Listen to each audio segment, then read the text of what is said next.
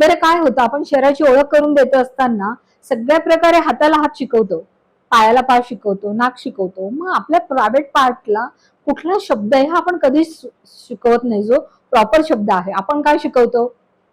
सुसू, नुनू अशा पद्धतीचे अनेक वेगवेगळे शब्दप्रयोग केले जातात. आणि मग त्यातनं मात्र मोठी गल्लत निर्माण होते. मी तुमच्याशी एक केस शेअर करते.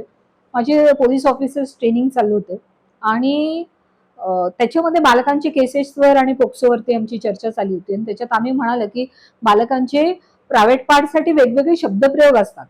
तेव्हा आम्ही जेव्हा चर्चा केली तेव्हा लक्षात आलं की त्यांच्याकडे एका पोलीस ऑफिसरकडे केस आली होती आणि त्या म्हणाल्या की माझ्या केसमधली जी मुलगी आहे, ही मुलगी म्हणते की शेजारचा जो कोणी माणूस आहे ना, त्याने मला भेंडी हातात दिली. आता बालिकेचा पुरुषांच्या लैंगिक अवयवासाठीचा शब्दप्रयोग होता भेंडी. आता हा कसा कळणार बरं पालकांना, की बालकाला काय म्हणायचंय? किंवा पोलीस अधिकाऱ्यांना कसं कळणार बालकाची भाषा काय?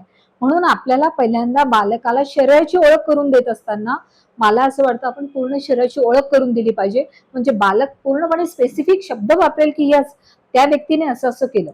संपूर्ण व्हिडिओ पाहण्यासाठी ओनली मानिनी चॅनलला जरूर भेट द्या.